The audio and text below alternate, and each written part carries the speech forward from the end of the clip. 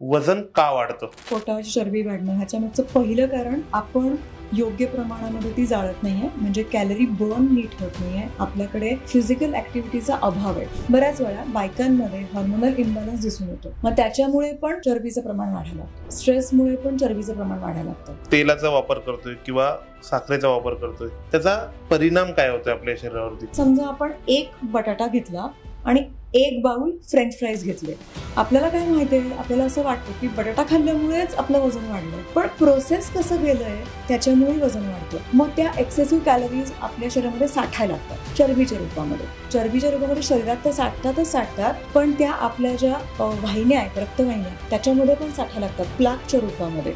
आणि मग रक्तपुरवठ्याला अडथळा निर्माण करणं किंवा इन्सुलिनला रेझिस्टन्स निर्माण करणं, रक्तातल्या साखरेचा समतोल न साधणं, हॉर्मोनल इम्बॅलन्स होणं, या सगळ्या गोष्टी घडायला लागतात. ज्यूस पिणं हे तसं हेल्दी आपण पर्याय म्हणून बघतो, तसं हेल्दी नाहीच येतो. आणि आपल्याशा कुठल्या सवयी आहे की ज्याच्यामुळे पोटाची चरबी वाढतीये? आपल्या मेंदूला एक वायरिंग झालेलं आहे की काहीतरी बुचकळल्याशिवाय चहा प्यायलाच जात नाही आपला.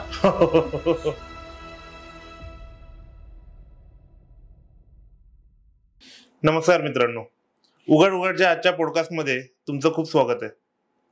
आजचा आपला विषय आहे खाण्याबद्दल, डाएट.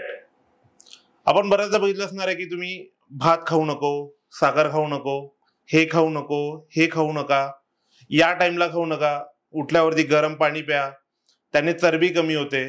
पण बरेचसे प्रयत्न केल्यानंतरही आपल्याला असं दिसतं की आपल्या पोटाची चरबी, वजन कमी होताना दिसत नाही.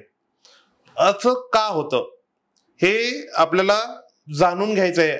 आणि आज हे आपल्याला सांगण्यासाठी आपल्यासोबत परत आलेल्या आहेत अवंती दामले मॅम. अवंती दामले मॅम, तुमचं स्वागत आहे उघड उघड मध्ये. नमस्कार. म्हणजे तुमचं स्वागत काय करणार, उघड उघड मध्ये आपण नेहमी असतोच. उघड उघडच्या प्रेक्षकांना पण तुमची चांगली ओळख आहे. तर आज आपण बोलायचं जे ठरवलं तो विषय आहे पोटाचा घेर आणि वजन. डाएट काय असायला पाहिजे आणि डाएट कसं समजून घ्यायला पाहिजे. तर सगळ्यात पहिला माझा प्रश्न आहे की वजन का वाढतं? ओके, तो वजन वाढतं ह्याच्या मागचं प्रामुख्याने कारण आपण जो एनर्जी बॅलन्स, आपण जो इक्विलिब्रियम म्हटलं, म्हणजे समीकरण म्हटलं, समीकरणाची उजवी बाजू आपण जर कॅलरी इनटेक ठरवलं आणि डावी बाजू समजा कॅलरी आउटपुट, म्हणजे आपण कॅलरी बर्न करणं ठरवलं, तर बऱ्याच वेळा असं होतं की आपल्या एनर्जी इनटेकमध्ये सरप्लस येतो, पण एनर्जी आउटपुट म्हणजे कॅलरी बर्न करण्यामध्ये फार काही बदल दिसत नाही. तर हा झाला पॉझिटिव्ह एनर्जी बॅलन्स. म्हणजे शरीराची गरज आहे अमुक एका कॅलरीजची, पण आपल्या खाण्यामध्ये जास्तीच्या कॅलरीज येत आहेत आणि आपण कॅलरीज तेवढ्या प्रमाणामध्ये जाळतच नाही आहोत. आपले उष्मांक तेवढे आपले जाळलेच जात नाही आहेत, आपली फिजिकल ऍक्टिव्हिटी लेवल तेवढी नाहीच आहे. मग काय होतं, मग ती एक्सेसिव्ह अमाऊंटमध्ये तयार होणारी जी काही एनर्जी आहे ती चरबीमध्ये रूपांतरित होते आणि मग आपल्याला शरीरामध्ये पण बॉडी कॉम्पोजिशनमध्ये चेंजेस दिसायला लागतात. उदाहरणार्थ वेस्ट टू हिप रेशो बदलतो. वेस्ट टू हिप रेशो म्हणजे काय, कंबर आणि नितंब ह्याचा जो रेशो आहे तो 0.8 पेक्षा कमी पाहिजे असं सायन्स सांगतंय. पण मग तो काय होतोय, तो चेंज होतोय, तो 0.8 पेक्षा जास्त दिसायला लागतो. मग त्याचं एक प्रमाण काय आहे की वाढलेला पोटावरचा घेर. ओके, तर म्हणून आपल्याला हे सगळे चेंजेस दिसायला लागतात. दादा, जो तो घेर वाढतोय पोटाचा, तर असं म्हटलं जातं की तेल नको खायला, तूप नको खायला, साखर नको खायला. तर हे सगळं सांगितलं की हे खाल्ल्याने वाढतं, हे खाल्ल्याने वाढतं. नक्की कशामुळे वाढतं हे जरा कन्फ्युजन आहे. तर भातामुळे वाढतं का, की तेलामुळे वाढतं, की तेल वापरायलाच नको भाज्यांसाठी वगैरे, काय करायला पाहिजे? Okay, waist to hip ratio वाढणं किंवा पोटाची चरबी वाढणं ह्याच्या मागचं पहिलं कारण आपण योग्य प्रमाणामध्ये ती जाळत नाहीये, म्हणजे कॅलरी बर्न नीट होत नाहीये. आपल्याकडे फिजिकल ऍक्टिव्हिटीचा अभाव आहे, म्हणजे आपल्याकडे एक्सरसाइजच केला गेला जात नाहीये. ओके, दुसरी गोष्ट हॉर्मोनल इम्बॅलन्स आहे. बऱ्याच वेळा बायकांमध्ये हॉर्मोनल इम्बॅलन्स दिसून येतो, मग त्याच्यामुळे पण चरबीचं प्रमाण वाढायला लागतं. तिसरी गोष्ट, आपल्या आहारामध्ये जंक फूडचा खूप समावेश आहे. मग जंक फूडमध्ये एक्सेसिव्ह ऑइल असेल, एक्सेसिव्ह साखर असेल, एक्सेसिव्ह मीठ असेल किंवा खूप प्रोसेस केलेले पदार्थ असतील, या तिघांच्या असण्यामुळे आपल्या शरीरामध्ये चरबी वाढायला लागते. आणि चौथी गोष्ट म्हणजे स्ट्रेसमुळे पण चरबीचं प्रमाण वाढायला लागतं. कारण जेव्हा जेव्हा आपण स्ट्रेसमध्ये जातो तेव्हा तेव्हा आपल्या शरीरामध्ये कॉर्टिसोल नावाच्या हॉर्मोनचं प्रमाण वाढतं. ते वाढायला लागलं की तो लायपोजेनिक हॉर्मोन आहे, म्हणजे काय, तो लिपिड सेल्स वाढणार आहे. आपल्या शरीरामध्ये असणाऱ्या लिपिड सेल्स या नंबर ऑफ सेल्स कॉमन राहतात. म्हणजे जरी आपण काही डाएट प्लॅन्स फॉलो केले किंवा आपण एक्सरसाइज करायला लागलो तरी नंबर ऑफ फॅट सेल्स तशाच राहणार आहेत. फक्त काय बदल होणार आहे, फॅट सेल्सचा आकार बदलणार आहे. सो आपल्या शरीरामध्ये अनलेस अँड अंटिल आपण लायपोसक्शननी पर्टिक्युलर एरियामधल्या लिपिड सेल्स बाहेर काढत नाही तर त्या सेल्स तिथेच राहतात, फक्त त्यांचा आकार बदलतो. ओके. आणि आता जसं तेलाचा वापर करतोय किंवा साखरेचा वापर करतोय तर याचा डायरेक्ट असा परिणाम कसा होतो की आता जे जाते ते कंझ्युम का होत नाही शरीरामध्ये आणि त्याचा परिणाम काय होतोय आपल्या शरीरावरती? ओके.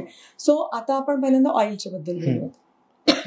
ऑइलच्या बद्दल बोलताना आपल्या नकळत आपण जर एक्सेसिव्ह ऑइल कन्झम्पशन करत असू, म्हणजे आपण क्वांटिटी कमी खाल्ली पण कॅलरिफिक व्हॅल्यू जास्त पोटात गेली, त्याच्यामध्ये खूप प्रमाणामध्ये तेल गेलं.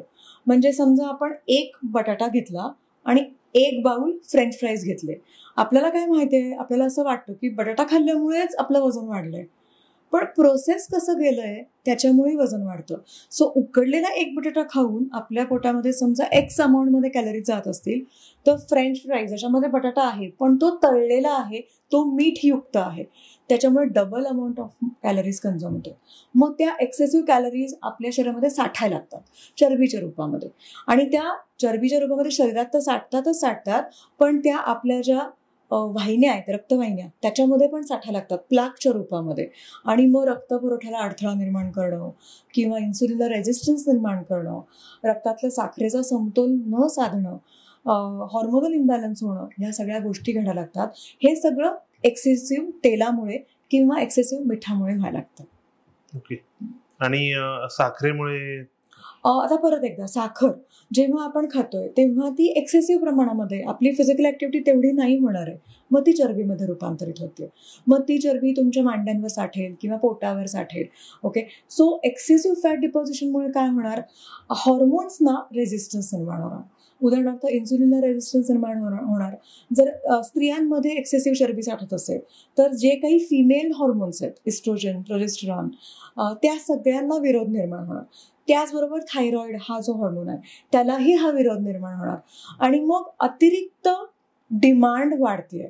म्हणजे शरीराला जी आपली नॉर्मल हॉर्मोन सायकल आहे ती नॉर्मल कार्यपद्धतीसाठी अगदी उपयुक्त आहे, पण चरबीचं प्रमाण वाढल्यामुळे, रेझिस्टन्स निर्माण झाल्यामुळे गरज वाढते, आणि मग तेवढ्या प्रमाणामध्ये शरीर ते निर्माण करू शकत नाहीये, आणि मग हे झाल्यामुळे सगळा इक्विलिब्रियम ढळतोय आणि मग आपल्याला आजार तयार होतात. म्हणजे पहिल्यांदा काय होतंय, डिमांड अँड सप्लाय रूलच मीट होत नाही. ओके. डिमांड वाढली आहे, सप्लाय इनॅडिक्वेट आहे, हे होतं. दुसरी गोष्ट, रेझिस्टन्सच निर्माण होतोय. तिसरी गोष्ट, जेवढं काही तयार होतंय तेवढं पुरत नाहीये, म्हणून आपल्या शरीरामध्ये असंतुलन झाल्यामुळे आपण डिसिजेसकडे जातोय. म्हणजे पहिली गोष्ट काय होती, आपल्या शरीरामध्ये असंतुलन होतंय, hormones are not working the way they should work, आणि त्याचा परिणाम मग आपल्याला डिसिजेसमध्ये, म्हणजे मग थायरॉइड मालफंक्शन असेल किंवा डायबिटीस असेल किंवा PCOD सारखे विकार असतील, तर हे सगळं म्हणून होतं. आपण एक्सेसिव्ह जे म्हणतोय ते कसं ओळखायला पाहिजे, की किती खायला पाहिजे, कसं ठरवायचं? ओके. आपण कसे अन्नपदार्थ निवडतोय ह्याला खूप महत्व आहे, ज्याला आपण म्हणूयात की माइंडफुल इटिंग. मी मगाशी उदाहरण दिलं बटाट्याचं. बटाटा वाईट आहे का? अजिबातच नाही. उकडलेला बटाटा खाल्ला, तो तुम्ही सकाळी खाल्लात, त्याच्यानंतर तुम्ही वर्कआउट केलात तर त्याच्यातून मिळणारे उष्मांक सगळे आपण वापरू शकणार आहोत. पण जर समजा तुम्ही संध्याकाळी 4च्या सुमारास किंवा संध्याकाळी 7च्या सुमारास एक बाउल भरून वेफर्स खाल्लेत, ओके, सो तेवढ्यापुरतं तुमचं पोट भरलं, तुमच्या पोटामध्ये 500-600 कॅलरीज गेल्या, पण नरिशमेंट काहीच नाही मिळालं, जे इसेन्शियल न्यूट्रिएंट्स आहेत ते मिळाले नाही आहेत, आणि तुम्ही मग परत त्याच्यानंतर परत जेवण पण केलं आणि मग तुम्ही झोपलात. ओके. सो ह्या ज्या सरप्लस कॅलरीज झाल्या त्या चरबीमध्ये रूपांतरित झाल्या, आणि परत एकदा शरीरामध्ये जडत्व आलं, बोजडपणा झाला, गट हेल्थ खराब झाली, पचन मंदावलं, हे सगळं काही होणार आहे. अशा ह्या कॅलरीज आहेत की ज्याच्यामध्ये आपण म्हणूयात इस्पेशली जंक फूड, ह्याच्यातून आपल्याला ह्या कॅलरीज मिळत असतात. बिस्किटं असतील, केक्स असतील, पेस्ट्रीज असतील, वेफर्स किंवा तळलेले पदार्थ असतील, असे पदार्थ की जे खूप कमी वेळामध्ये बनतात आणि ज्याच्यामध्ये फायबर अजिबातच नाही आहे, 2 मिनिटांमध्ये बनणारे जे पदार्थ आहेत त्याच्यामध्ये फक्त आणि फक्त मैदा आहे, प्रिझर्वेटिव्ह आहेत आणि हिडन सॉल्ट आहे, हिडन ऑइल आहे, तर हे पदार्थ शरीराला नरिशमेंट देणार नाही आहेत. आणि ह्या पदार्थांचा जर समावेश आपल्या आहारामध्ये असेल तर आपलं वजन वाढणार आहे. आता समजा जसे हे 2 मिनिटात बनणारे पदार्थ आहेत, जसं मॅगी सारखे वगैरे, यांचा परिणाम काय होतो शरीरावरती? ओके, जर आपण 1 वाटी भरून असे पदार्थ खाणार असू की ज्याच्यापासून फक्त उष्मांक मिळतात, ज्याला आपण 0 न्यूट्रिटिव्ह व्हॅल्यू म्हणू शकतो, म्हणजे एखादं पेय आहे की ते पेय प्यायल्याने तुम्हाला इलेक्ट्रोलाइट काहीच मिळत नाही आहेत किंवा त्याच्यापासून पोषण मूल्य काहीच मिळत नाही, पण फक्त कॅलरीज मिळतात. ओके, तर असे पदार्थ किंवा अशी पेय आपण जेव्हा शरीरामध्ये घेतो त्याचा दुष्परिणाम कशावर दिसतो, तर आपल्या गट हेल्थवर दिसतो. दुसरी गोष्ट आपल्या रक्तातल्या साखरेवर दिसतो. आपली रक्तातली साखर तेवढ्या वेळापुरती वर जाते, ती जेवढी वर जाते तेवढीच ती खाली येते. ओके, सो हा जो म्हणजे आपण म्हणू शकतो की हा जो बदल होतोय ताबडतोब अशा प्रवृत्तीमध्ये, तर त्याचा परिणाम असा होतो की आपल्याला खूप वारंवार भूक लागणं, आपलं समाधान न होणं, आपल्याला सॅटिस्फॅक्शन न मिळणं हे दिसायला लागतं. ओके, सो आपला ओव्हर इनटेक होणार. ओके, आपला मेंदू कन्फ्यूज होणार की आपण हे पितोय किंवा आपण हे खातोय ह्याच्यामुळे आपल्याला फक्त आनंद मिळतोय, फक्त डोपामाइन मिळतंय की नरिशमेंट मिळतंय. ओके, तिसरी गोष्ट, असे पदार्थ खाल्ल्यामुळे न्यूट्रिएंटचा अभाव निर्माण होतोच. ओके, सो हे 3 गोष्टी आपण म्हणू शकतो. बरं, तशा वस्तू कुठल्या खाल्ल्या पाहिजे, किती प्रमाणात खाल्ल्या पाहिजे, जे याचे काही नियम आहेत, तर हे कधी खाल्ले पाहिजे असं पण काही आहे का, की कुठली गोष्ट कधी खायला पाहिजे? ओके, पहिली गोष्ट म्हणजे जर आपण चांगल्या बॅलन्स न्यूट्रिशनचा विचार केला तर आपल्याला right food at right time in the right combination खाणं गरजेचं आहे. ओके, जंक फूडबद्दल जर तू म्हणत असशील की कधी खाल्लं पाहिजे, तर मी असं म्हणेन की शक्यतो सकाळच्या वेळात तुम्हाला अगदी जंक फूड खायचं असेल तुम्ही ते खा, म्हणजे दिवसभर तुम्ही तुमची हालचाल करणार आहात, तुम्ही काही व्यायामाचा समावेश करू शकता. ओके, पण जर तुम्हाला चांगलं अन्न खायचं आहे तर साधारणपणे आपण बघितलं तर 3 महत्त्वाची खाणी आपल्या आहारामध्ये असणं गरजेचं आहे. पहिलं म्हणजे नाश्ता, दुसरं म्हणजे दुपारचं जेवण, कारण का दुपारच्या जेवणामुळे आपल्याला पोषण मिळणार आहे, आणि तिसरं म्हणजे हलका आहार की जो आपल्याला रात्री झोपेमध्ये मदत करेल, आपल्याला न्यूट्रिटिव्ह व्हॅल्यू रिच असणार आहे तो, आणि तिसरी गोष्ट म्हणजे आपल्या रक्तातल्या साखरेचं प्रमाण तो संतुलित राखू शकेल रात्रभराच्या झोपेमध्ये सुद्धा. सो सकाळी उठल्यानंतर आपण एक्सरसाइजला आपल्याला मदत करेल, एनर्जी लेवल्स आपलं मेंटेन करेल आणि आपल्याला कुठल्याही प्रकारचं क्रेविंग होणार नाही. असा आपला आहार नसला पाहिजे की रात्रीचं जेवण झाल्यानंतर मला मध्यरात्री 2 वाजता जाग आली आहे आणि मी परत एकदा फ्रीज उघडून शोधतोय की मी काय खाऊ, किंवा मी डबे ढुंढाळतोय आणि मी काय खाऊ, मग काहीतरी मी बिस्किटं खातोय किंवा मी चुकीचे पदार्थ खातोय, असं नाही झालं पाहिजे. ओके, आणि आपण जे जेवण करतो, वरण भात भाजी पोळी, त्यात बऱ्याचदा असं म्हणतं की भात खाल्ल्यामुळे वजन वाढतं, किंवा पोळी नको खायला, किंवा या गव्हाची पोळी नको खायला, त्या प्रकारात. तर यात काय खरं आहे, की भातामुळे वजन वाढतं का, किंवा पोळीमुळे काही परिणाम होतो का? ओके, आता पहिली गोष्ट आपण भाताबद्दल बोलते. भात, 1 वाटी भात इज इक्वल टू 1 पोळी is equal to 100 calories. Okay, so भात हा कर्बोदकांमध्ये येतो. त्याच्यामध्ये असणारी जी कर्बोदकं आहेत ती थोडीशी फास्ट ॲक्टिंग आहेत, त्यामुळे रक्तातल्या साखरेला बदलू शकतात. पण जर तुम्ही भाताबरोबर वरण घेतलं किंवा उसळ घेतलीत किंवा दही घेतलं किंवा चिकन किंवा फिश घेतलं किंवा स्प्राउट्स घेतलं किंवा पनीर घेतलं, तर ह्या सगळ्याच्या कॉम्बिनेशनमुळे आपल्या रक्तातल्या साखरेचं प्रमाण अचानक वर खाली होणार नाही आहे, ते संतुलित राहणार आहे. सो आपण भाताचा समावेश नक्की करू शकतो. भाताबरोबर एक महत्त्वाची गोष्ट लक्षात ठेवायची की हाऊ यू प्रोसेस इट. म्हणजे जर तुम्ही बिर्याणी खाणार असाल किंवा तुम्ही फ्राईड राईस खाणार असाल की त्याच्यामध्ये अतिरिक्त तेल आहे, अतिरिक्त मीठ आहे, अतिरिक्त प्रिझर्वेटिव्ह असणारे पदार्थ आहेत, तर त्याचा दुष्परिणाम होणार आहे. पण नॉर्मल स्टीम राईस त्याच्याबरोबर मी मगाशी सांगितलेले पदार्थ असं कॉम्बिनेशनमध्ये खाल्लं तर काहीही दुष्परिणाम होणार नाही. पण moderation is the key. Quantity पण खूप महत्त्वाची आहे. आपल्याला भात आवडतोय म्हणून मी डोंगरभर भात खाल्ला तर त्याचा माझ्या शरीरावर दुष्परिणामच होणार आहे. सो पोर्शन साईज कंट्रोल करणं पण तेवढंच गरजेचं आहे. दुसरी गोष्ट गव्हाबद्दल. गव्हामध्ये ग्लुटीन नावाचा एक प्रोटीन असतं की ज्याचा दुष्परिणाम बऱ्याच वेळा हॉर्मोनल इम्बॅलन्सवर दिसतो, किंवा वॉटर टेन्शन होणं, काही आतड्यांचे रोग होणं, ज्यामध्ये सिलियाक डिसीज नावाचा एक डिसीज आहे, असं दिसून येतं. सो हे असेल आणि हे प्रूव्ह झालं असेल तर तुम्ही आहारातून गहू वगळावा. पण मग गव्हाला ऑप्शन म्हणून तुम्ही खपली गव्हाचा वापर करू शकता. गव्हाची पोळी खाताना चरवण किती करताय हे पण खूप इम्पॉर्टंट आहे. तुम्ही अन्न किती वेळा चावताय, प्रत्येक घास तुम्ही किती वेळा चावताय, जेवढी वेळा चावाल तेवढी सलायवा मिक्स होईल, तेवढं पचन चांगलं होणार आहे. सो हे छोटे बदल करणं अपेक्षित आहे. पण गहू किंवा तांदूळ हे कर्बोदकांमध्ये येतात. ह्या कर्बोदकांमध्येच मिलेट्स पण येतात. सो मिलेट्सचाही वापर आपण करू शकतो. सो आपल्या आहाराच्या पद्धतींमध्ये जेवढी डायव्हर्सिटी असेल, जेवढे वेगवेगळे पदार्थ समाविष्ट केले असतील, तेवढा चवी पालट होईल, रुची पालट होईल, पोषण मूल्य जास्त मिळतील. सो गहू, ज्वारी, बाजरी, मका, तांदूळ, नाचणी, वरई ह्यासारख्या मिलेटचाही वापर आपण आपल्या आहारामध्ये करावा, जेणेकरून व्हरायटी मिळेल आणि पोषण मूल्य जास्त मिळतील. बरं, आणि हे जेवण करत असताना यात तूप वापरायला नको. समजा की तुपामुळे वजन वाढते आणि याचा जो एक नवीन ट्रेंड आलाय, तर त्यात काय करायला म्हणजे तूप वापरायला पाहिजे की नाही वापरायला पाहिजे, किंवा वापरायचं असेल तर कसं वापरायचं? ओके, तूप वापरायचं असेल तर आपल्या कर्बोदकांच्या बरोबर आपण तूप वापरणं गरजेचं आहे, कारण का ते एक इसेन्शियल फॅट आहे ज्याच्यामध्ये मीडियम चेन ट्रायग्लिसराईड असतात, which are good for us, good for our gut health. So त्याच्या वापराने काय होईल तर रक्तातली साखर एकदम वर खाली होणार नाही, स्लो रिलीज ऑफ शुगर्स होणार आहे. सो त्याचा फायदा होऊ शकतो. ओके, सो आपण आपल्या भातावर किंवा भाकरीवर किंवा पोळीवर आपण अर्धा चमचा तूप घेतलं तर त्याचा फायदाच होणार आहे.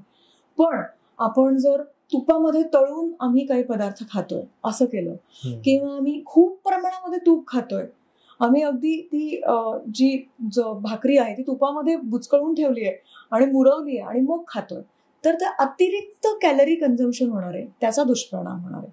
सो मॉडरेशनमध्ये जर आपण तूप आपल्या आहारामध्ये घेतलं तर फायदाच होईल आणि तो घेणं गरजेचं आहे. आणि थंडीच्या दिवसांमध्ये तर तुमच्या मुगा तांदूळाच्या खिचडीवर, वरण भातावर, भाकरीवर, पोळीवर तूप घेतलं तर तुमची त्वचेसाठी त्याचा फायदा होणार आहे, तुमच्या गट हेल्थसाठी फायदा होणार आहे. बरोबर. आपण ज्यावेळेस जेवण करत असतो घरी, त्यात जेवणाच्या असं रेग्युलरचे जे आपल्या ताट असतं, जेवणाच्या सवयी असतात, त्यात अशा तुम्हाला कुठल्या चुका वाटतात की त्या सुधारायला पाहिजे आपण? ओके, पूर्वीच्या काळी आपण जर जेवणाचं ताट बघितलं तर त्याच्यामध्ये डावी बाजू असायची, डाव्या बाजूमध्ये चटणी असायची, कोशिंबिरी असायच्या, चटका नावाचा प्रकार असायचा, म्हणजे मुळ्याचा चटका, म्हणजे एक प्रकारची कोशिंबीरच. ओके, ज्याला कोरियन भाषेमध्ये बंचन म्हणतो. तर तेच पदार्थ आहे ते. हा आता जरा अभाव झालाय आपल्याकडे. आपण जर वर्किंग लाईफस्टाईल बघितली तर आपल्याकडे फक्त पोळी भाजी हाच एक ट्रेंड आहे. पण पोळी भाजी खाल्ली की मग तुम्हाला समाधान होत नाही, मग तुम्ही 3 पोळ्या खाता. शरीराची गरज एका पोळीची आहे, भाजी कमी खाताय. सो आपल्या जेवणाच्या ताटामध्ये जर चटणी असेल, चटणीमध्ये तिळाची चटणी, जवसाची चटणी, कारळाची चटणी, सुक्या खोबऱ्याची चटणी, ओल्या नारळाची चटणी, पुदिन्याची चटणी, कढीपत्त्याची चटणी, कुठल्याही प्रकारच्या चटण्या चालतील. ह्या चटण्या असतील तर चवीमध्ये बदल होईल, लाळ निर्मिती चांगली होईल आणि आपल्या कॅलरिफिक व्हॅल्यू आपण कमी करू शकतो. सो एखादी चटणी आणि कोशिंबीर आणि त्याचबरोबरीने नुसती भाजीपोळी न खाता एखादं प्रोटीनयुक्त पदार्थ, त्याच्यामध्ये डाळ असेल, उसळ असेल, काहीच जमत नसेल तर 1 वाटी दही असेल किंवा कढी असेल, त्या तुम्हाला आवडत असेल तर पनीर किंवा टोफूचा वापर केला तर पोषण मूल्य पूर्ण मिळायला मदत होईल. आणि मला असं वाटतं की हे जेव्हा आपण करू तर कुठल्याही प्रकारची डेफिशियन्सी होणार नाही आणि डेफिशियन्सीमुळे होणारे जे आजार आहेत ते अजिबात होणार नाही. बरं, आता जर समजा हिवाळ्यासाठी एक आयडियल प्लेट जर सांगायचं झालं तर ती कुठली असेल? ओके, सो आता हिवाळ्यामध्ये भरपूर भाज्या मिळतात. तर आपण मुळा, लाल मुळा, पांढरा मुळा, गाजर ह्याचा नक्की वापर करावा. आपल्या जेवणामध्ये ओली हळद आणि आवळा ह्याचं सेवन नक्की करावं. ह्याचा तुम्ही चटणी बनवा किंवा लोणचं बनवा ताजं, ह्याच्यामध्ये खूप तेल नाही आहे, ह्याचा नक्की वापर करा. डाव्या बाजूला हे झाले पदार्थ. एखाद्या चटणीचा वापर करू शकता. चटणीमध्ये तुम्ही तिळाचा वापर नक्की करा, ज्याच्यापासून तुम्हाला उष्मांक मिळतील, व्हिटॅमिन ई मिळेल, जे तुमच्या त्वचेसाठी खूप गरजेचं आहे. त्वचेमध्ये स्निग्धता असणं म्हणजे त्वचेमध्ये ओलावा असणं खूप गरजेचं आहे. तुमच्या शरीरामध्ये जर ग्लो पाहिजे असेल तर तो तिळापासून मिळू शकतो. तेलाचा वापर नक्की करावा. आणि पालेभाज्या, आता भरपूर चांगल्या पालेभाज्या मिळतात, त्याचा वापर करावा. प्रथिनेयुक्त पदार्थांचा वापर करावा. आणि मी असं म्हणेन की आत्ता बाजरी आपण खाऊ शकतो. बाजरीमध्ये उष्मांक मिळतात, शरीरामध्ये हीट निर्माण होते. तो बाजरीची भाकरी असेल, बाजरीची खिचडी बनवतात. हुरडा असतो, हुरड्याचा वापर नक्की करावा. हुरडा हे असं धान्य आहे की जे कोवळं आहे, ज्याच्यामध्ये भरपूर प्रमाणात फायबर आहे. त्याचा फायदा नक्की होईल आपल्या शरीरासाठी. तो असे पदार्थ म्हणजे हिवाळ्याच्या दिवसामध्ये नक्की वापरा. आणि आता वजन कमी करण्याचा जर आपण मुद्दा बघितला तर असं जिम मध्ये जाणारे बरेच मुलं बोलत असतात किंवा तिथे जे त्यांना डाएट देत असतात ते काही वेगळं डाएट देतात. म्हणजे थोडं वेस्टर्न अप्रोच त्यांचा जास्त असतो की हे खाल्ल्यामुळे आपल्या आहारातून वजन कमी होणार नाहीये, त्यामुळे जसं अवकाडो खा किंवा असे बाकीचं काही. तर हे काय किती खरं आहे की आपला आहार जर आपण घेत राहिलो किंवा त्यात काही बदल केले तरी पण वजन कमी होणार नाहीये? ओके, आता वजन कमी व्हायचं असेल आणि ती आपली इच्छा असेल तर पहिली गोष्ट आपल्याला मसल मास वाढवणं गरजेचं आहे. ओके, कारण का शरीरामध्ये फक्त muscles are the only active tissues ज्याच्यामुळे कॅलरी बर्न होतात. तुमचं रक्त वाढलं तर कॅलरी बर्न होणार नाहीये, तुमचं बोन मास वाढलं तर तुमची कॅलरी बर्न होणार नाहीये. बोन मास वाढून तुमची स्ट्रेंथ वाढेल, एन्ड्युरन्स वाढू शकतो, तुमच्या स्ट्रक्चरला एक काय म्हणूयात एक प्रोटेक्शन मिळू शकतं. पण आपल्याला जर चरबी जाळायची असेल तर फक्त आणि फक्त स्नायू वाढणं हा एकच आपल्यापाशी ऑप्शन राहतो. तर स्नायू वाढवण्यासाठी आपल्या आहारामध्ये प्रथिनेयुक्त आहार असणं गरजेचं आहे. सो प्रथिनेयुक्त आहारामध्ये आपण डाळी उसळींचा वापर करणं, दही, पनीर, घरी बनवलेलं पनीर ह्याचा वापर करणं. त्याचबरोबर नॉनव्हेज खात असाल तर अंड्यातलं पांढरं, चिकन, फिश ह्याचा वापर करणं अपेक्षित आहे. जेव्हा आपण वेस्टर्न पद्धतींचा विचार करतो तर त्याच्यामध्ये काय होतं की त्यांच्या देशामध्ये प्रथिनयुक्त आहारच जास्त दिसला गेला. म्हणजे ते स्टेक खातील किंवा एक मोठा चिकनचा पोर्शन घेतील, पण त्यांच्या पद्धतींमध्ये बेकरी प्रोडक्ट पण खूप जास्त वापरले जातात. सो आपल्याकडचं जी पद्धत आहे की तुम्ही त्याच्यामध्ये पण तुम्ही नॉनव्हेजच्या पदार्थांचा वापर केलात किंवा डाळी उसळींचा वापर केलात, तुम्हाला प्रथिने मिळणारच आहेत. पण त्याचबरोबरीने आपल्याकडे अवाकाडो पिकत नाही आहे तर आपण जवस आणि कारळाचा वापर करू शकतो. आपण ओल्या नारळाचा वापर करू शकतो की जी आपल्याला इसेन्शियल फॅट देईल. हे आपल्याकडचे रिसोर्सेस आहे. जसं ब्लूबेरी बद्दल खूप बोललं गेलं की blueberries are the rich source of antioxidants. त्याच्यामध्ये असणारा पर्पल जे कलर आहे तो एक प्रकारचा अँटीऑक्सिडंट आहे जे आपल्याला खूप मदत करतो. पण आपल्याकडे जांभूळ बनतो, आपल्याकडे जांभळ्या रंगाची खानदेशी वांगी मिळतात, त्याचा वापर करावा. You will get good antioxidants. आपल्याकडे पालेभाजीमध्ये लाल माठ मिळतो, त्याचा वापर करावा. You will get that colour in your digestive system. त्याचा पर्पल रंग आहे आणि you will gate fibre also. So असं अजिबातच नाही आहे की आपण ब्लाइंडली त्यांना फॉलो करावं. त्यांच्या आहाराच्या पद्धतीमधले चांगले घटक आपल्या आहारात समावेश करावेत आणि आपले जे ओरिजिनल आहारातल्या पद्धतीतले जे घटक आहेत, चटण्या असतील, कोशिंबरी असतील, पंचामृत असेल म्हणजे मिरचीचं पंचामृत, मुळ्याचं पंचामृत, ह्याचा वापर नक्की करावा. कारण का ह्याच्यापासून चोथा मिळणार आहे आणि भरपूर न्यूट्रिटिव्ह व्हॅल्यू मिळणार आहे. म्हणजे असं आपला डाएट फॉलो केला तर वजन कमी होत नाही असं काही नाही? असं अजिबातच नाही, असं अजिबातच नाही. It is a myth. तुम्ही कसं खाताय, किती प्रमाणात खाताय, कुठल्या प्रमाणात खाताय ह्याला महत्व आहे. म्हणजे मी अगदी नेहमी उदाहरण सांगते की संत्र खावं खूप चांगली गोष्ट आहे. Because you will get good quality of vitamin C, you will get good quality of beta carotene, you will get good fibre. कधी खाताय, किती प्रमाणात खाताय, काय प्रोसेस करून खाताय. जर तुम्ही त्याची जेली बनवली, तुम्ही त्याचा जॅम बनवलात तर ते शरीरासाठी हानिकारकच आहे. ते तुम्ही चावून चावून खाणं अपेक्षित आहे जेणेकरून तुम्हाला चोथा पोटात जाईल आणि फायदा होईल. बरोबर. हा, आपण किती प्रमाणात खातोय आणि कधी खातोय हे महत्वाचं. म्हणजे आपण बरेच वेळा फळांच्या बाबतीमध्ये एक गफलत करतो की आपण फळं खायला जातो आणि मग तिथे आपल्याला ज्यूस दिसतो, मग आपल्याला वाटतं की मी ज्यूस प्यायला म्हणजे खूप हेल्दी करतो. अजिबातच नाही. जेव्हा तुम्ही ज्यूस काढताय तेव्हा त्याच्यातून तुम्ही सगळा चोथा बाहेर काढताय. सो न्यूट्रिटिव्ह व्हॅल्यू कमी होऊन जाते. So you are having only colourful liquid with sugar, म्हणजे फ्रक्टोज, जी फळांमधली साखर आहे. पण जर तुम्ही एखादं फळ चावून चावून खाल्लं तर तुम्हाला फायबर मिळेल, तुम्हाला समाधान मिळेल, तुमचं पोट भरेल आणि तुम्ही एका फळावर थांबाल.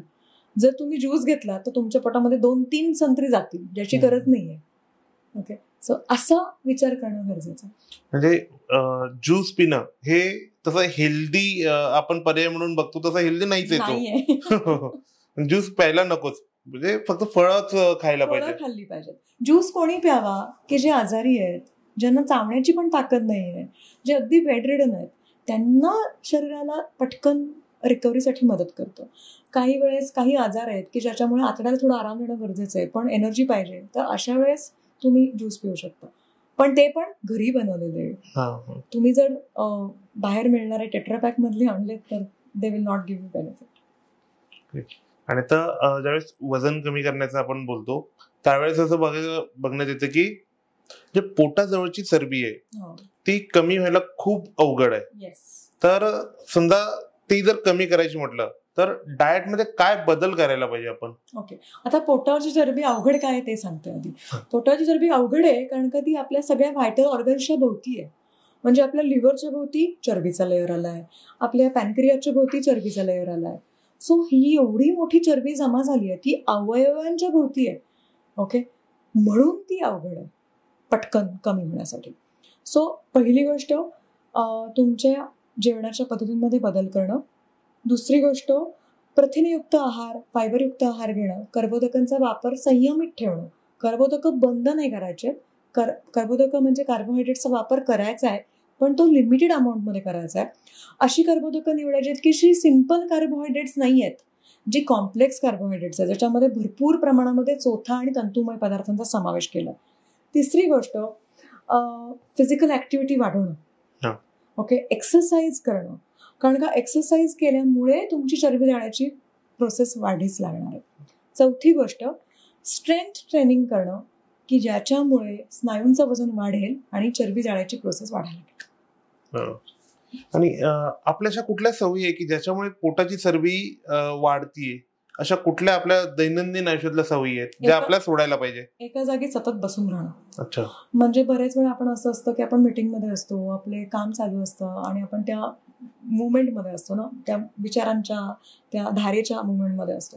सो एका जागी सलग बसून राहण्यामुळे पण आपल्या सर्क्युलेशन परिणाम होतो. आपली कॅलरी बर्निंग जी प्रोसेस आहे किंवा BMR basal metabolic rate, the rate at which body burns calories, तो स्लो डाऊन होतो. तर थोडीशी ॲक्टिव्हिटी ॲड करायची. सो दर तासाला 100 पावलं चालणं असेल, एखादा ग्लास, म्हणजे मी नेहमी सांगते की टेबलावर तुम्ही बाटली भरून ठेवू नका, तुम्ही रिकामा ग्लास ठेवा, तो भरायला त्या वॉटर स्टेशनपाशी जा, पाणी प्या, परत या, वॉशरूमला जा, परत या. So you will add activities.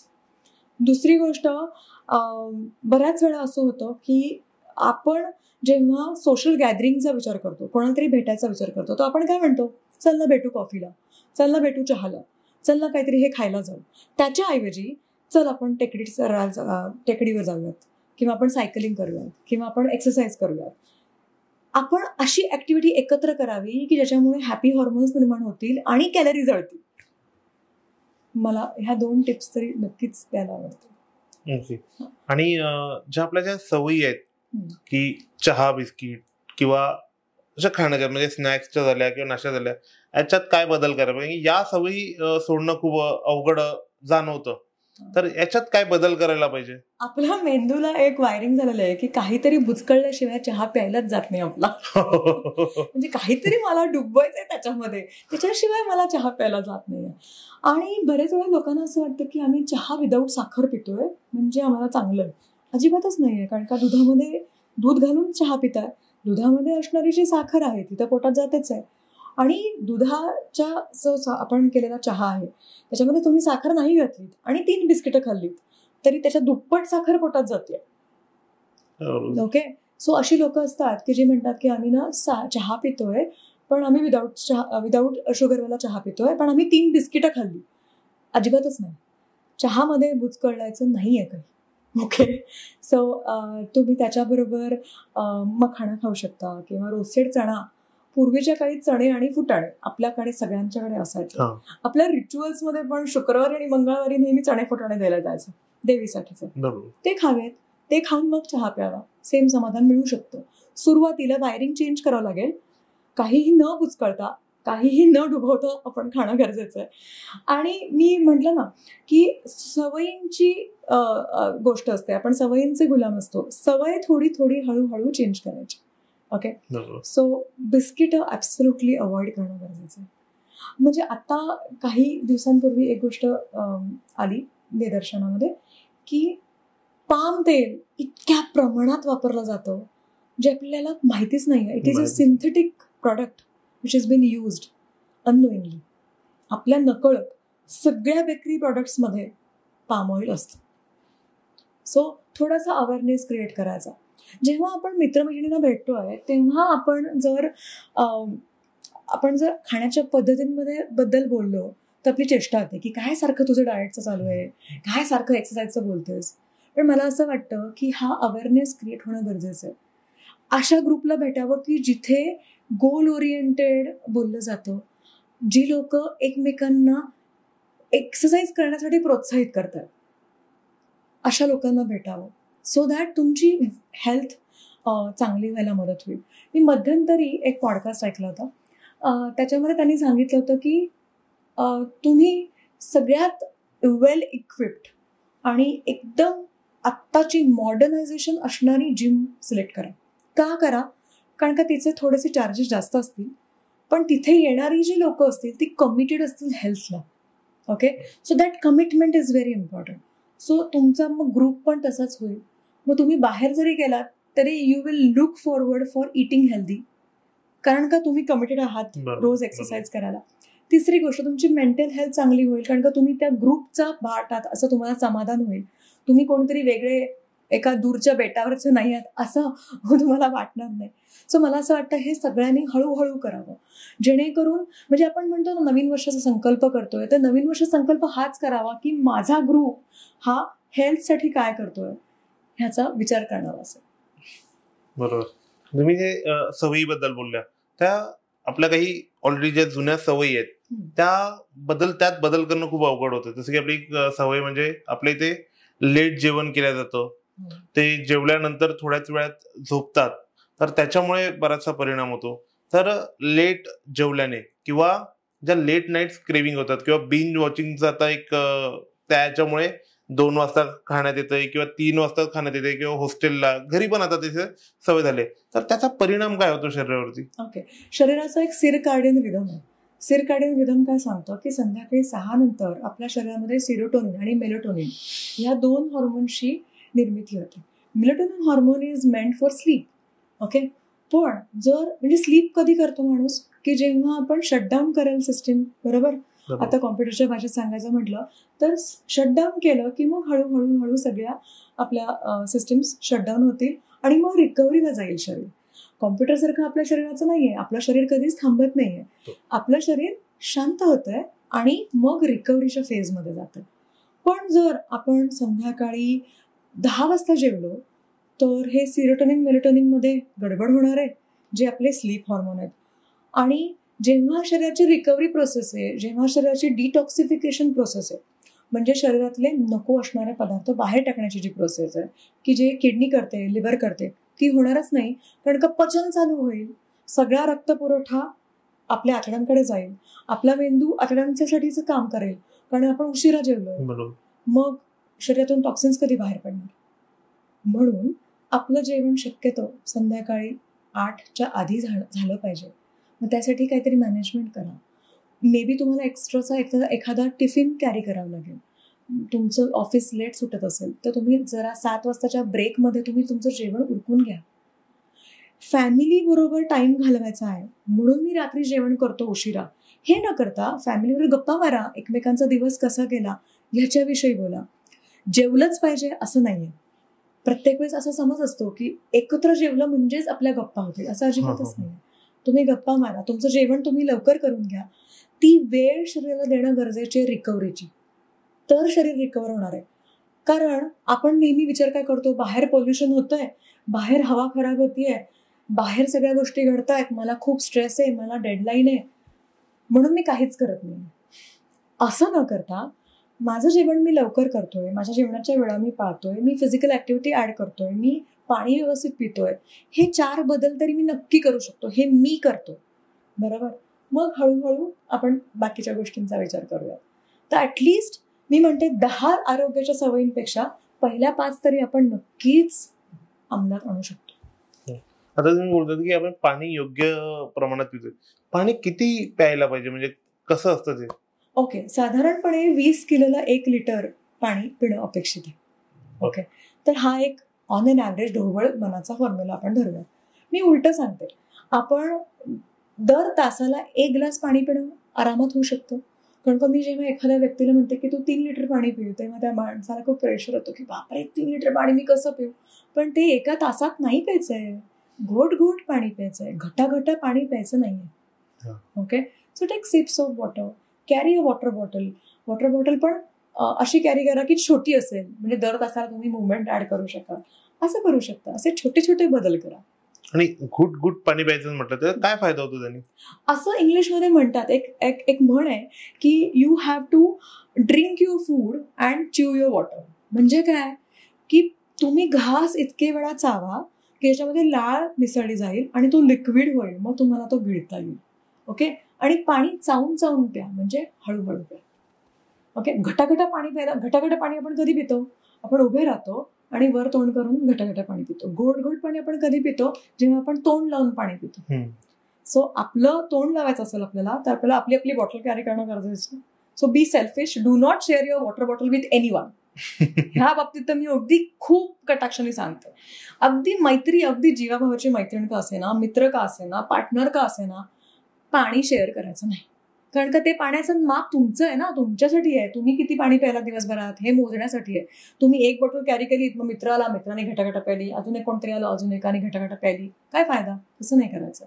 So तोंड लावून पाणी प्यायचं, जेणेकरून समाधान पण होईल. बहुतेक वेळा आपण जेव्हा वेट गेनचा विचार करतो ना, body is confused between hunger and thirst. म्हणजे शरीराला ऍक्च्युली तहान लागलेली असते, पण शरीर कन्फ्यूज होतं आणि मग आपण काहीतरी खातो. सो जेव्हा भूक लागल्याची भावना होते, तेव्हा आधी घोट पाणी प्यायचं. तरी पण 10 मिनिटांनी वाटलं की मला खाल्लं पाहिजे, तर मग विचारपूर्वक योग्य पदार्थ निवडायचा आणि खायचा.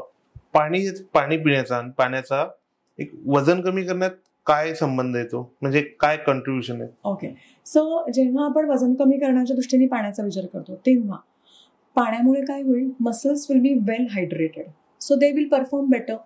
जर ते डिहायड्रेटेड असतील तर त्यांची कॅलरी बर्निंग कपॅसिटी कमी होऊन जाणार, मग ते ऍक्टिव्हिटीज नाही करणार, मग आपलं बर्न होण्याची जी प्रक्रिया आहे ते स्लो डाऊन होणार. सो जेवढं पाणी पिऊ तेवढे आपले स्नायू चांगले कार्यरत राहतील, तेवढी आपली कॅलरी बर्निंग कपॅसिटी वाढेल आणि आपली चरबी कमी व्हायला मदत होईल. तेवढी आपली फिजिकल ऍक्टिव्हिटी वाढेल. कारण असं झालं नाही पाहिजे की आपण एक्सरसाइज चालू केला, आपण डिहायड्रेशनमध्ये आहोत म्हणून आपण क्रॅम्पमध्ये येऊन बसलो, सो एक्सरसाइजच नाही झाला. सो आपण जे लॅक्टेट प्रोडक्शन म्हणतो ना, एक्सरसाइज चालू केल्यानंतर काही कालावधीनंतर लॅक्टिक ऍसिड तयार होतं शरीरामध्ये. लॅक्टिक ऍसिडचं काम काय आहे की स्नायूंना छोटं करणं आणि थांबवणं ऍक्टिव्हिटी. मग ते जर नाही झालं आणि हळूहळू आपण ऍक्टिव्हिटी वाढवत राहिलो पाणी व्यवस्थित प्यायल्यामुळे, तर आपली कॅलरी बर्निंग कपॅसिटी वाढणार आणि आपली चरबी कमी व्हायला मदत होणार. ज्यावेळेस आपण वजन कमी करायचं म्हणतो त्यावेळेस व्यायाम जरी सारखे असले तरी पुरुषाचं वजन आणि एका स्त्रीचं वजन हे कमी होण्याची स्पीड जरा वेगळी असते. तर महिलांचं वजन स्लो का कमी होतं? ओके, कारण बेसिक बॉडी कॉम्पोजिशन मध्येच प्रॉब्लेम आहे. महिलांमध्ये स्नायूंचं वजनच कमी असतं, स्नायूच कमी असतात. कारण का त्यांचे हॉर्मोन्स ते सपोर्टच नाही करत. ओके, पुरुषांमध्ये टेस्टोस्टेरोन नावाचा एक मेल हॉर्मोन असतो की जो मसल निर्मितीसाठी खूप मदत करतो. सो स्नायूंचं वजन जास्त आहे, त्यामुळे मुलांनी माझ्याकडे येणारे जे मेल पेशंट्स असतात त्यांना फटाफट रिझल्ट मिळतात. आणि हेच येणारे फिमेल पेशंट्स खूप स्ट्रगल होतो त्यांचा, कारण रोज नवीन हॉर्मोन आहे. एकच हॉर्मोन नाही आहे बायकांकडे, रोज नवीन हॉर्मोन, नवीन त्याचा परिणाम.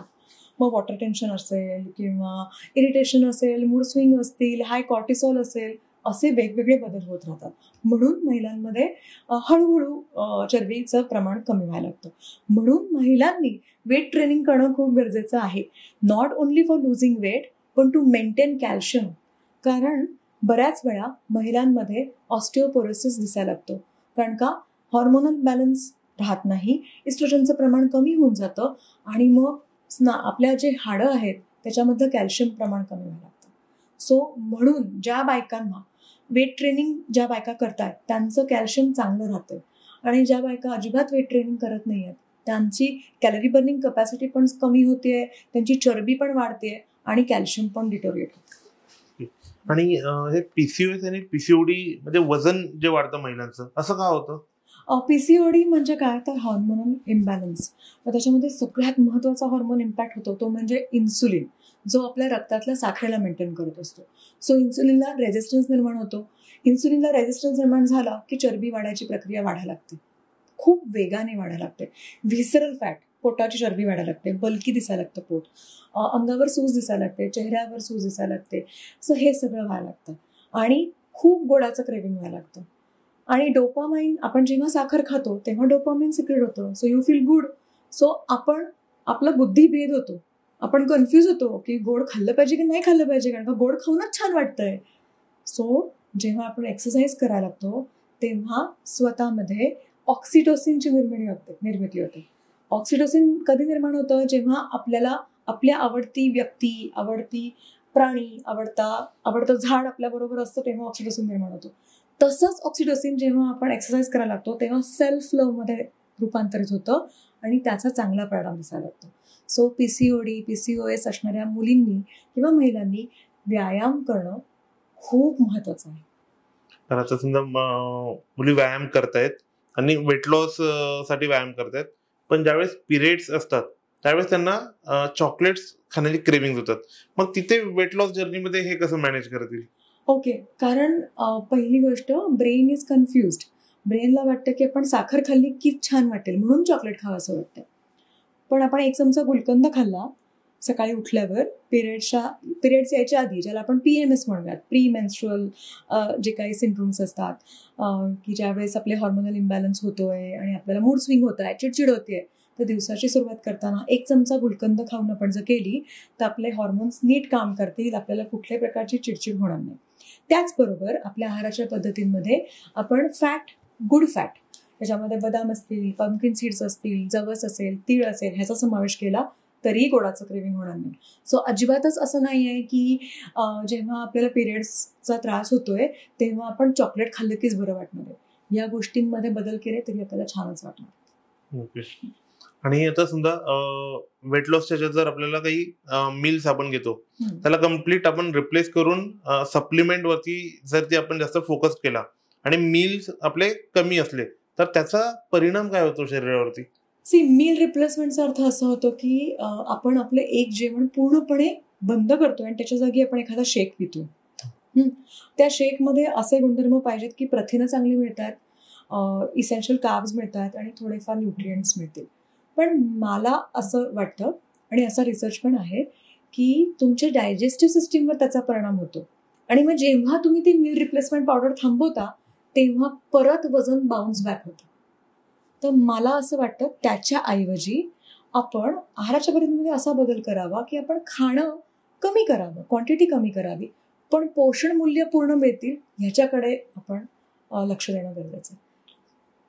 समजा ज्यावेळेस जिम करत असतात त्यावेळेस बरेचसे सप्लिमेंट सजेस्ट केले जातात, पण असे कुठले सप्लिमेंट आहे की जे खरंच काम म्हणजे उपयोगाचे आहेत, बाकी सगळे वाया गेलेलाच कार्यक्रम? ओके, सो पहिली गोष्ट, आपण जे काही खातो, whatever goes from by our mouth, kidney and liver has to function, हे लक्षात ठेवायचं.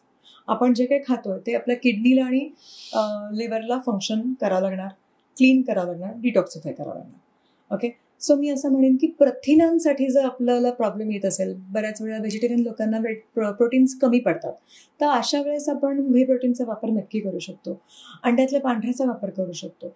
बऱ्याच वेळा असं दिसून येतं की व्हिटॅमिन डीची डेफिशियन्सी दिसतीये, कारण आपण सूर्यात जातच नाही आहे, शरीर बनवतच नाही आहे तेवढ्या प्रमाणामध्ये व्हिटॅमिन डी. तर अशा वेळेस आपण व्हिटॅमिन डीचा समावेश डॉक्टरांच्या सल्ल्याने करावा, कारण का व्हिटॅमिन डी किंवा कुठलंही सप्लिमेंट हे जे व्हिटॅमिन्स आहे ते वॉटर सोल्युबल किंवा फॅट सोल्युबल असतं. जी फॅट सोल्युबल व्हिटॅमिन्स आहेत ADEK, बऱ्याच वेळा व्हिटॅमिन ई दिलं जातं की जिम करणाऱ्यांनी सगळ्यांनी घेतलं पाहिजे, पण व्हिटॅमिन ई हे फॅट सोल्युबल व्हिटॅमिन आहे, हे आपल्या लिव्हरमध्ये साठून राहणार आहे. त्याचं जर एक्सेसिव्ह जर झालं प्रमाण तर टॉक्सिसिटी होऊ शकते. सो डॉक्टरांच्या सल्ल्याच्या शिवाय असं काहीच करायला जाऊ नये. व्हिटॅमिन सी किंवा व्हिटॅमिन बी हे वॉटर सोल्युबल व्हिटॅमिन्स आहेत की जे आपल्या शरीरातून लघवीच्या द्वारे, शौचाच्या द्वारे, घामाच्या द्वारे, श्वासोश्वासाच्या द्वारे, ज्याच्यातून पाणी बाहेर पडतंय अशाद्वारे बाहेर पडू शकतात. सो टॉक्सिसिटी कमी होणार आहे. पण आहाराच्या पद्धतींमध्ये बदल केला तर आपण ही सप्लिमेंट्स न घेता पण आपलं काम चालू शकतं. सप्लिमेंटचा अर्थ असा होतो की it is complementary to the food. जर डेफिशियन्सी आहे तर काही कालावधीसाठी तुम्ही ती घेणं आणि मग ती बंद करणं अपेक्षित आहे. आता काही जे सप्लिमेंट असतात ते आपल्या पचन संस्थेवरती परिणाम करतात असं म्हटलं जातं. तर आयर्न. अच्छा, ते काय होतं त्यांनी? आता आयर्न हे मिनरल आहे, त्याचा परिणाम आपल्या गटहेल्थवर होतोच होतो. बऱ्याच वेळा महिलांमध्ये, मुलींमध्ये आयर्न डेफिशियन्सी असते, सो ॲनिमिया होतो. तर तो रेक्टिफाय होण्यासाठी मग आयर्नची गोळी दिली जाते, पण आयर्नच्या गोळीमुळे ती पचायला जड असते. कधी कधी गट डिस्टर्ब होतं, ब्लोटिंग होतं, लूज मोशन्स होतात, कॉन्स्टिपेशन होतं. तर मग आहाराच्या पद्धतींमध्ये बदल केला, व्हिटॅमिन सी घेतलं, म्हणजे लिंबू घेतलं, आवळा घेतला, संत्र मोसंबी आहारामध्ये ॲड केलं, पालेभाज्यांचा समावेश केला, पालेभाज्या लोखंडाच्या कढईमध्ये बनवून त्याच्यावर लिंबू पिळून खाल्लं तर आयर्न मिळणार आहे. सो हे नॅचरल रिसोर्सेस आहेत. अगदीच डेफिशियन्सी असेल तर मग डॉक्टरांच्या सल्ल्याने आपण गोळ्यांच्या स्वरूपामध्ये घेऊ शकतो, पण अदरवाईज हे बदल करावे. खजुराचा वापर करावा, अळीवाचा वापर करावा, जेणेकरून आयर्न मिळायला मदत होईल. आणि गट हेल्थ बिघडली की वजन कमी होणं थांबतं असं म्हणतात, याचं मागचं काय लॉजिक आहे? कारण गट works as a second brain for us. So सगळे हॉर्मोन्स आपल्या गटवर अवलंबून असतात. सो आपल्याला गट हेल्थ चांगली ठेवणं गरजेचं आहे. गट हेल्थ चांगली ठेवण्यासाठी प्रोबायोटिक आणि प्रीबायोटिक ह्या दोघांचे समावेश करणं गरजेचं आहे. प्रोबायोटिक म्हणजे ज्याच्यामध्ये लाईव्ह बॅक्टेरिया आहेत जे गट हेल्थसाठी गरजेचं आहे. उदाहरणार्थ ताक असेल, दही असेल, किमची असेल, तर ह्याच्यामध्ये लाईव्ह बॅक्टेरिया असतात. किंवा हिवाळ्यामध्ये आपण जी ताजी लोणची करतो, ज्याला फर्मेंट करतो, कांजी बनवतो, ज्याला फर्मेंट करतो, त्याचा समावेश करावा. आणि प्रीबायोटिक म्हणजे फायबरयुक्त तंतुमय पदार्थ, त्याच्यामध्ये सगळ्या प्रकारच्या भाज्या, फळं, सिरियल्स म्हणजे धान्य, कडधान्य ज्याला मोड आलेले आहेत, ह्या सगळ्याचा समावेश होईल.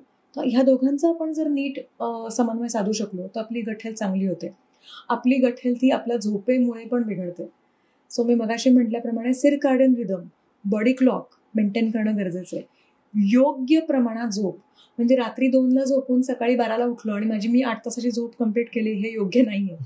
रात्री 10ला मी झोपलोय आणि सकाळी 5ला 6ला उठलोय, तर that is a perfect rhythm. बऱ्याच वेळा आपण ह्या विचारांच्या आधिपत्याखाली असतो की मी रात्री जागूनच काम पूर्ण करतो, पण आपली प्रोडक्टिव्हिटी पण इम्पॅक्ट होते. आपण पहाटे 3ला लवकर झोपून आपण पहाटे 3:30-4ला उठून पण काम केलं तरी पण आपलं काम कम्प्लीट होणार असतंच. Okay, so it is a big time myth की रात्री 12 नंतर माझं काम छान होतं, कारण का रात्री खूप शांतता असते. अजिबातच नाही असं. कारण का शरीर शांत नाहीये, गट शांत नाहीये. सो मला असं वाटतं की रात्री 10 वाजता झोपूयात, 10:30 वाजता झोपूयात, पहाटे 3-3:30ला उठून व्यायाम करून काम करूयात, आपलं काम नक्की चांगलं बनतं. नाही, गट हेल्थसाठी तुम्ही जे म्हटलं की दही घ्यायला पाहिजे किंवा ताक, दही कोणी घ्यायला पाहिजे, ताक कोणी घ्यायला पाहिजे, असं काही आहे का की काही केलं तर चालतं? असंही नाही. दही, ताक म्हणजे ॲलोपॅथी सायन्स असं काही सांगत नाही. आयुर्वेदिक ह्याच्यामध्ये काही नियम असतील, पण ते आयुर्वेदिक डॉक्टर्सच जास्त ऑथॉरिटीने सांगू शकतात. पण दही हे काय कॉन्सन्ट्रेटेड अमाऊंट ऑफ प्रोटीन आहे, त्याचाही समावेश करावा. आणि ताक हे डायल्युटेड आहे, सो त्याचाही समावेश करावा.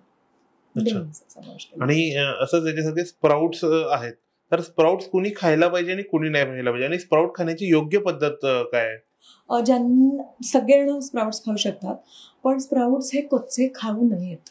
कारण जेव्हा स्प्राउटिंग करतो तेव्हा तसं हायजीन सॅनिटेशन मेंटेन केलेलं आहे की नाही माहिती नसतं, आणि तिथे सगळ्यात जास्त मायक्रो ऑर्गॅनिझमची वाढ होते आणि त्याच्यामुळे गट हेल्थ खराब होऊ शकते, इन्फेक्शन होऊ शकतं. सो तुम्ही थोडेसे वाफवून हळद मीठ घालून उकडून खाल्लेत, त्याचं पचन चांगलं होईल. आणि त्याच्यावर तुम्ही लिंबू पिळून तुम्ही चाट बनवलं आणि ते चाट तुम्ही संध्याकाळी 4 वाजता भुकेच्या वेळात खाल्लं आणि मग तुम्हाला पाहिजे असं तुम्ही चहा प्यायला तर चालू शकता.